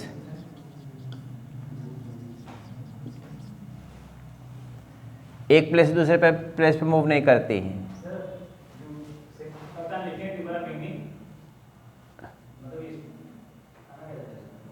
शुरुआती दौर में जो ट्यूमर बनता है स्पॉट के रूप में, स्पॉट ट्यूमर भी कहते हैं, ये स्पॉट के रूप में बनेगा, स्पॉट ट्यूमर भी कह सकते हो आप इसको।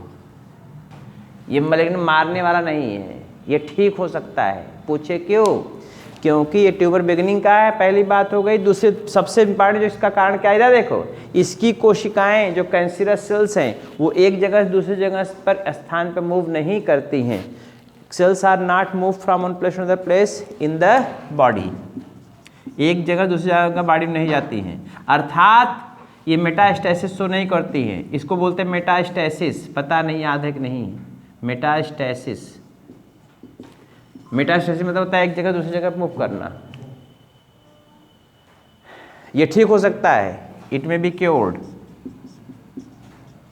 इट मे बी क्योर्ड, ये ठीक हो सकता है, except blood cancer, leukaemias, except blood cancer.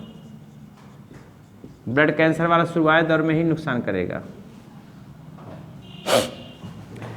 हो गया बेनाइन ट्यूमर, तो पहले दौर का ट्यूमर हो गया, एक ही याद करोगे, याद जब भगवान की कृपा है।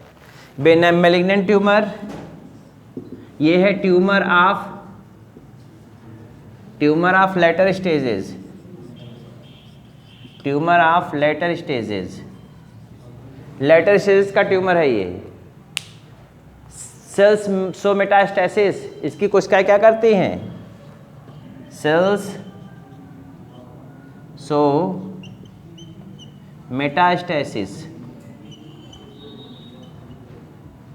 सेल्स सो मेटास्टेसिस, सेल क्या करती है, मेटास्टेसिस सो करती है, सेल्स सो मेटास्टेसिस, बार बार यू आ जा रहा, मेटास्टेसिस। मेटास्टेसिस मतलब cells migrates from one place to another place in the body, इसका मतलब सेल्स माइग्रेट्स, कौन cells, cancerous cell, cancerous cell migrates from one place to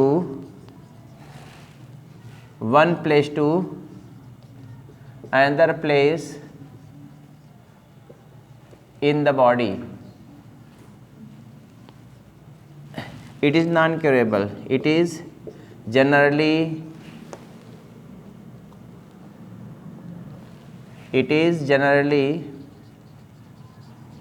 non-curable. Generally ठीक नहीं होता है, क्योंकि कोशिका एक जगह दूसरी जगह माइग्रेट करती रहती है। इसमें कोशिका एक जगह दूसरे में माइग्रेट करती है। जैसे मान लीजिए सपोज कर लीजिए कैंसर माउस में हुआ, यहाँ पे देखो यहाँ पे कैंसर हुआ, यहाँ पे ऑपरेशन कराए, यहाँ फैल गया, यहाँ फैल गया, कहीं फैल जाएगा, क्योंकि उसको कोशिका एक जगह दूसरे को माइग्रेट कर रही ना। एक स्पॉट पे होता तो उसको ऑपरेट करके निकाल देते, कीमोथेरेपी करा देते, कुछ भी करा देते, ठीक हो जाता। लेकिन जब उसकी कोशिका माइग्रेट कर पूरी बॉडी में माइग्रेट करने लगी ब्लड के साथ, किसके साथ, ब्लड के साथ, तो प्रॉब्लम होगी। हमारी बात समझे। बेनाइन ट्यूमर शुरुआती दौर को सुनो, बेनाइन ट्यूमर शुरुआती दौर का कैंसर है। कैसा कैंसर है ये, शुरुआती दौर का कैंसर है। इसकी कोशिकाएं नॉट माइग्रेट करती है, not move from one place to another place in the body, not so metastasis, it may be cured except blood cancer. इसको ठीक किया जाए ब्लड कैंसर को छोड़ करके।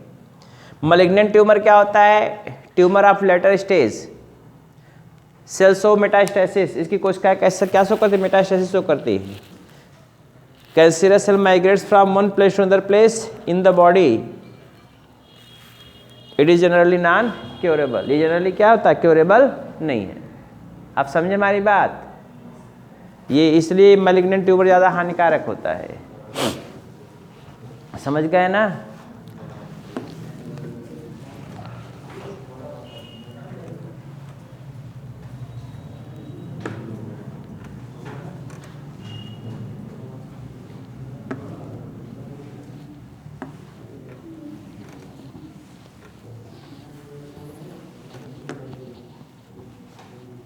अगला है इसमें कैरेक्टर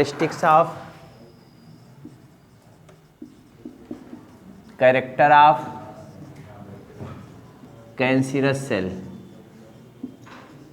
कैंसरस सेल को नियोप्लास्टिक सेल भी कहते हैं। नियोप्लास्टिक सेल भी कहते हैं, या इसको ट्रांसफॉर्म्ड सेल्स भी कहते हैं,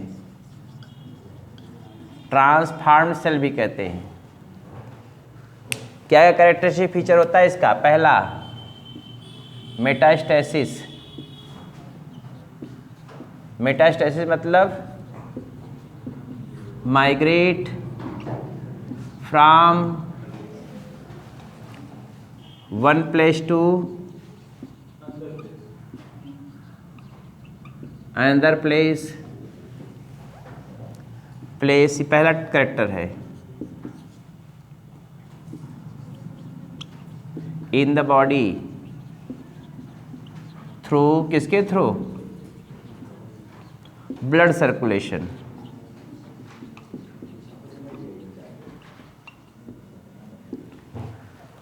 दूसरा,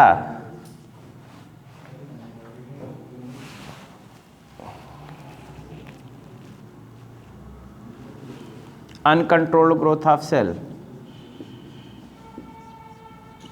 ग्रोथ ऑफ ये लिमिटेड अनकंट्रोल ग्रोथ करती हैं। तीसरा, इमोर्टलिटी। इमोर्टलिटी, अमर होती है ये कोशिकाएं, जब तक होस्ट नहीं मरेगा तब तक ये डिवाइड करती रहेंगी। इमोर्टलिटी शो करती है। They die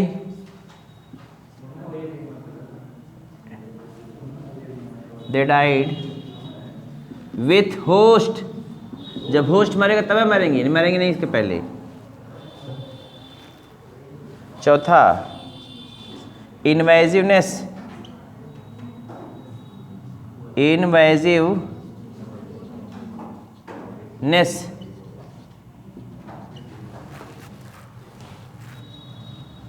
they compete with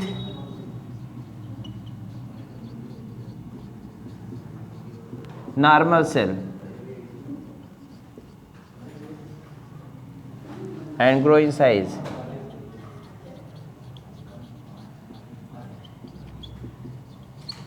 और साइज में ग्रो करती रहती है। इन्वेजिवनेस, लड़कियों बात तक करो। इन्वेजिवनेस कंपीट करती नॉर्मल सेल से और अपनी साइज में ग्रो करती रहती है। मत दूसरी कोशिकाओं को ग्रो नहीं करने देती, अपना ग्रो करती है। हो गया?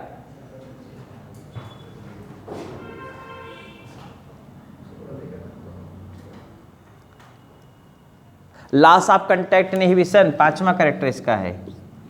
Loss of contact inhibition.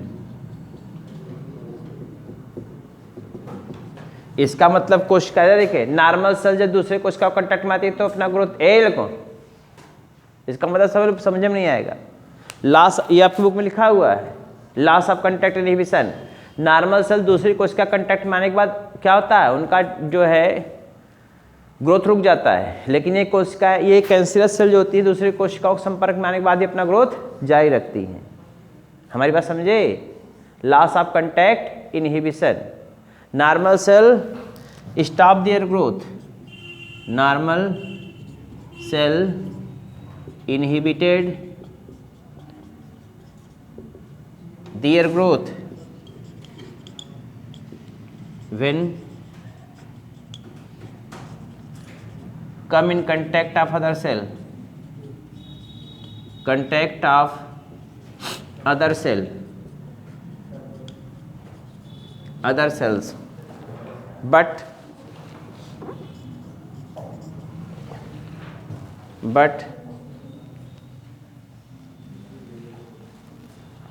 cancerous cell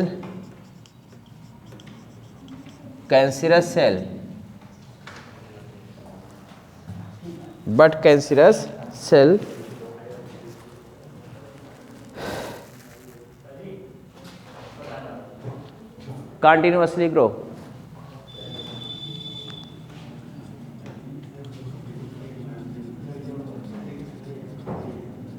continuously grow करती रहती हैं। क्या हो गया?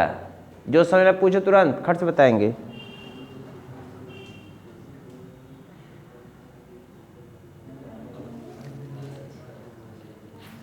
हो गया, इरेज करे। तो पहला मैंने बताया मेटास्टेसिस, कैंसरस सेल एक स्थान से दूसरे स्थान पर माइग्रेट करती हैं, किसके द्वारा? ब्लड सर्कुलेशन के थ्रू। बोलिए,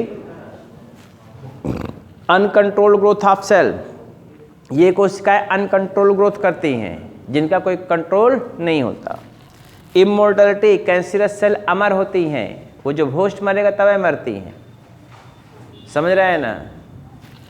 इनवेजिवनेस, they compete with normal cell, other कोशिकाओं के साथ कम्पीट करती, कंपटीशन करती हैं और अपना ग्रो करती है, उसको क्या करती है? उसकी ग्रोथ को इनहिबिट कर देती है। दूसरी बात, लॉस ऑफ कंटैक्ट इनहिबिशन, दूसरी कोशिकाओं के संपर्क में आने पर नॉर्मल सेल अपना ग्रोथ कम कर देती है, इनहिबिट कर देती है, लेकिन कैंसरस सेल कंटिन्यूसली क्या करती है? ग्रो करती रहती हैं। अब समझिए बात, न समझ बात पूछो। ये कैंसरस सेल की क्वालिटी है।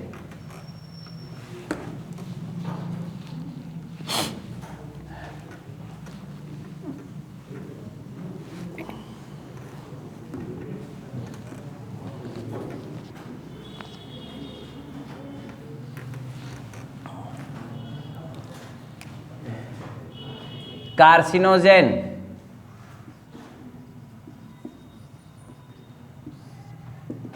कैंसर कॉजिंग एजेंट को क्या बोलते हैं? Cancer causing agent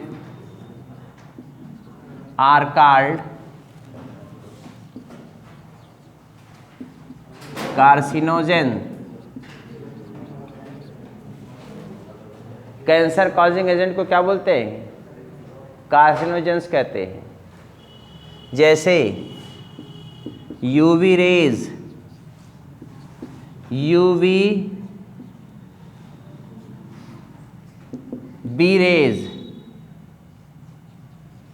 UV B rays, UV rays, UV B rays और X rays, beta rays, gamma raise.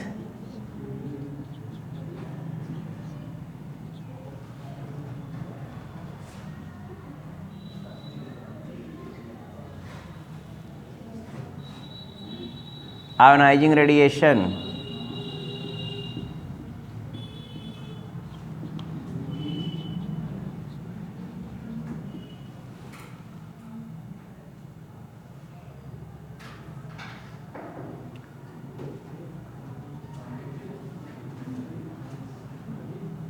हो गया।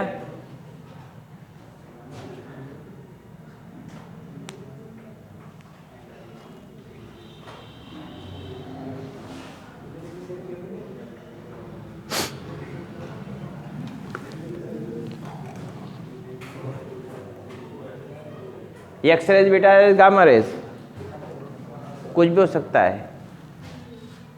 आपको बुक में 2 दिया होगा, एक्स रेज, बीटा रेज दिया होगा,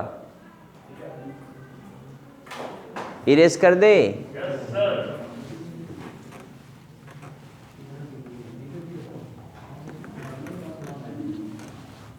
नेक्स्ट देखिए,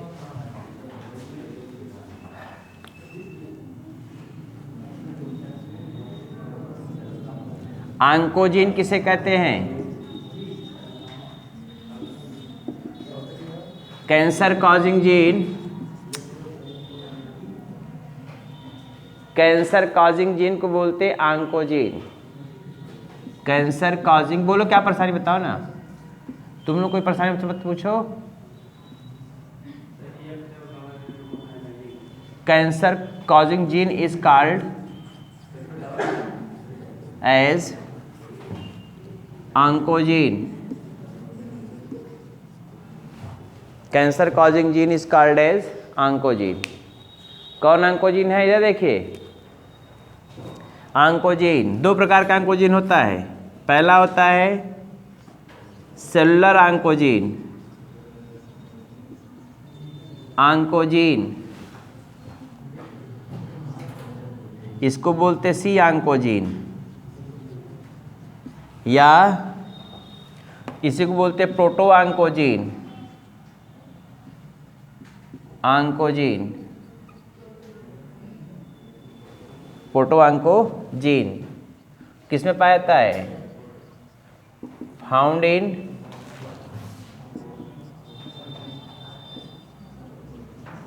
body of all person, but they are repressed by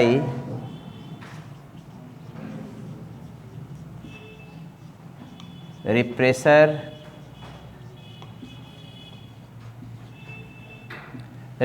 protein।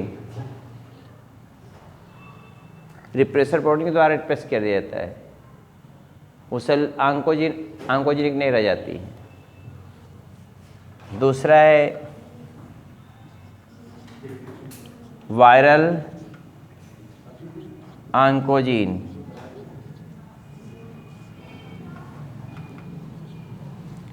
Viral oncogene, some cancer causing gene, some viruses contain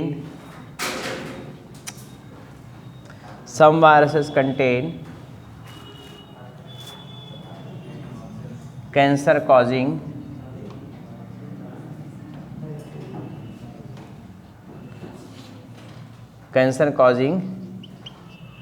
some viruses contain cancer causing gene। कुछ virus में क्या होता है? Cancer causing gene होता है, which is called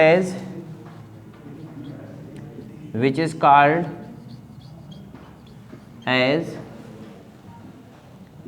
viral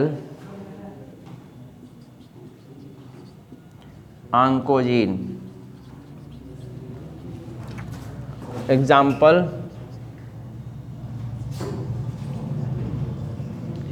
oncogene of hepatitis B, oncogene of hepatitis B virus, रास sarcoma है virus, या RSV, इसको बोलते हैं रास सार्कोमा वायरस। रास सार्कोमा वायरस,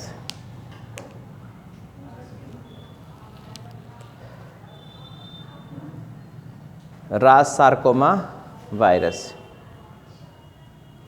कैंसर की पहचान कैसे करेंगे? टेस्टिंग कैसे करेंगे?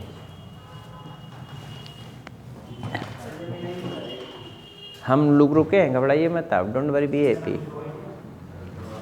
हाँ, आराम से लिखो, टेंशन न लो।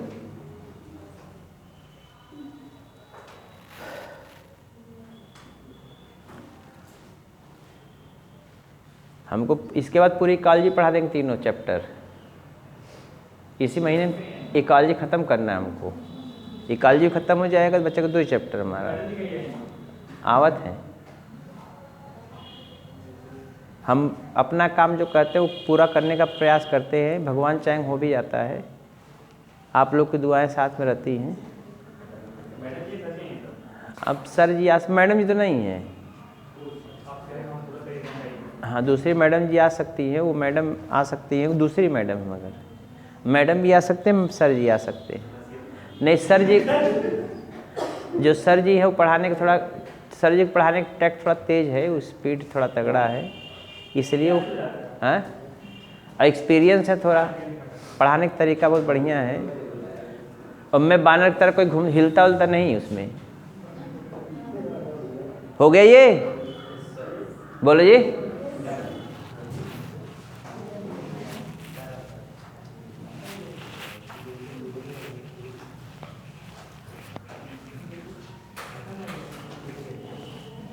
अभी आप इसका टेस्टिंग करना है, टेस्टिंग के बाद ट्रीटमेंट करना है, कैंसर हो जाएगा ख़त्म। इसके बाद कल हम नार्कोटिक्स पढ़ाएंगे। हिल्लो डुल्लो तेको हिल्लो डुल्लो ना, वहीं बैठे रहो शांत हो एकदम। अभी हम 1 घंटा 30 मिनट खाली पढ़ाए हैं, जो एक्चुअल पढ़ाने का टाइम है। अब देखिए कैसे, इधर देखिए कैसे क्या करते हैं, चेकअप करते हैं, कैसे कंफर्म करेंगे कि testing, cancer test, cancer test कैसे करते हैं। पहला एक्सरेज, एमआरआई,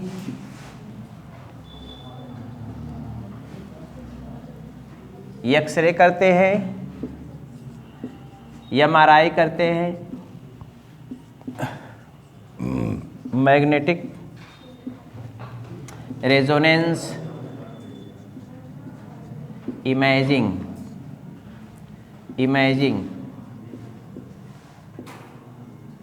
इसमें तीसरा हिस्टोपैथोलॉजिकल टेस्ट करते हैं,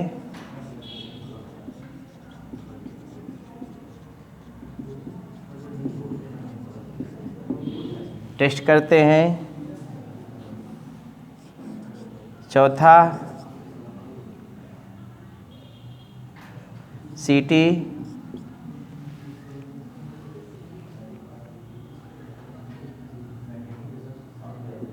टेस्ट करते हैं, इसको बोलते हैं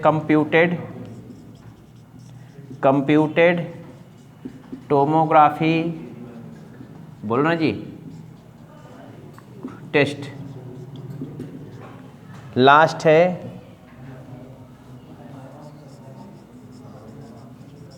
blood test is done only for, किसके लिए, ब्लड कैंसर के लिए।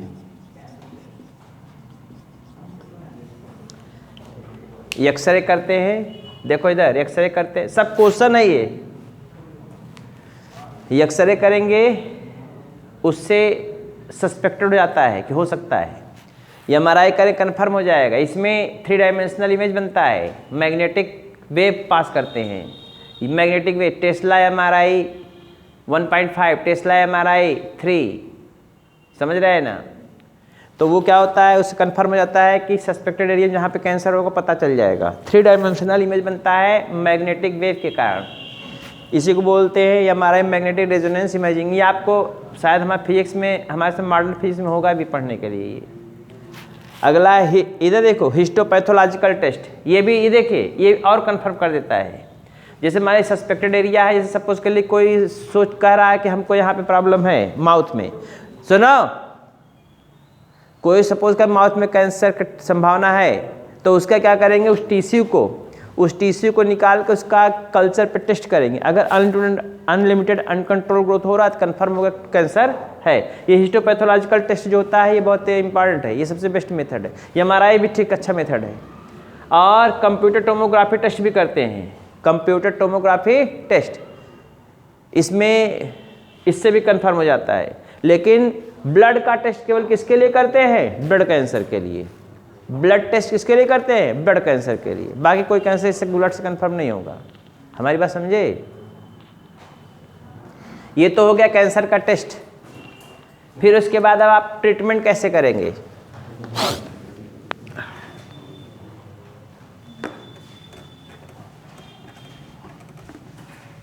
ट्रीटमेंट कैसे करेंगे भाई,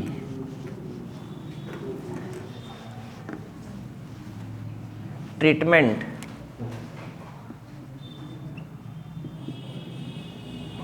यहाँ पे लिखते हैं, ट्रीटमेंट कैसे करेंगे।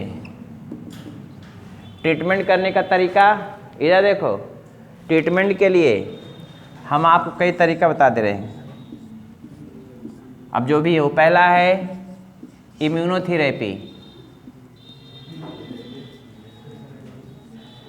Immunotherapy, interferon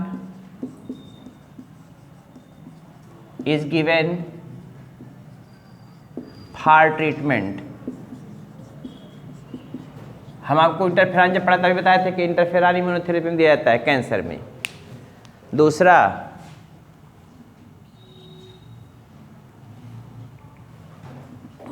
chemotherapy,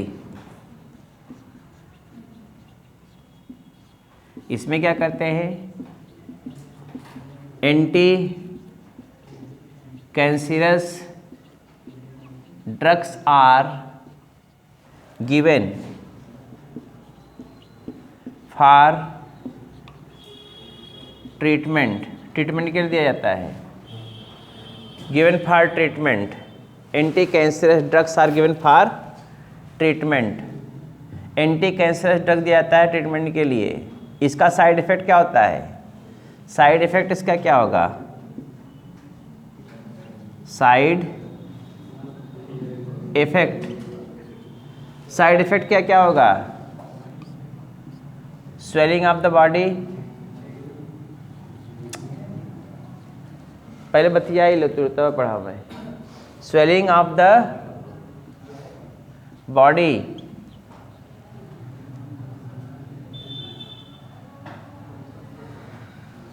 hair loss, बाल झड़ जाएंगे, बॉडी स्वेल कर जाएगी, ये कीमोथेरेपी का साइड इफेक्ट होता है। तीसरा हो गया, तीसरा है रेडियोथेरेपी, रेडियोथेरेपी, इसमें रेडिएशन पास करते हैं, रेडिएशन इज पास्ड फ्रॉम, किससे पास करते, pass from cancerous tumour, cancerous tumour से रेडिएशन पास करते हैं। इधर देखो, रेडिएशन पास करते कैंसरस ट्यूमर को, कैंसरस ट्यूमर से, ताकि कैंसर क्या हो जाए, कैंसर की सेल मर जाए। नहीं समझ में आई बात?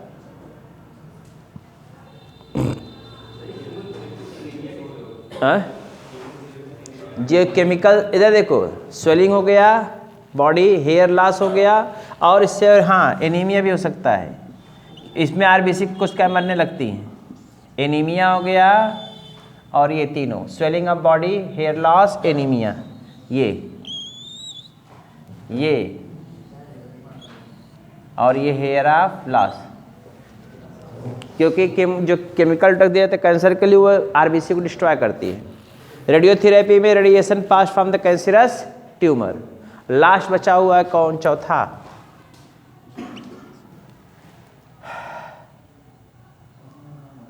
सर्जरी। सर्जरी मतलब क्या, ट्यूमर्स आर, हाँ body, swelling of body, tumours of, हाँ इधर देखो, tumours are removed by surgery, tumour क्या करे, सर्जरी द्वारा रिमूव कर दे, ट्यूमर को सर्जरी द्वारा रिमूव कर दे। ये 4 विधियां हैं ठीक करने का, मैं सिस्टमेटिक सब लिख दिया हो, एकदम एक बार याद करेंगे पूरा याद हो जाएगा। पहला इम्यूनोथेरेपी, इंटरफेरॉन के द्वारा ट्रीट करते हैं, ठीक होगा कि नहीं होगा इसकी कोई गारंटी मैं नहीं लेता। कीमोथेरेपी में एंटी कैंसरस ड्रग चढ़ाएंगे, और उस ड्रग का साइड इफेक्ट क्या होगा, swelling of the body, body swell कर जाएगी, हेयर लॉस हो जाएगा, बलवा कुल झड़ जाएगा, टकला हो जाता है जैसे, और एनीमिया, रक्ताल्पता आ जाए, खून की कमी होगी। रेडियोथेरेपी में radiation is pass from the cancerous tumour. Surgery करते हैं, tumours are removed by surgery, surgery द्वारा क्या करें, ट्यूमर को निकाल देंगे। किसी कोई प्रॉब्लम है, किसी कोई टेंशन है? अब इसके बाद जो आपको पढ़ना है वो हम आपको पढ़ाएंगे कल, नारकोटिक्स। नारकोटिक्स मतलब ड्रग्स एब्यूज़। चलते हैं, फिर मिलेंगे कल, बाय।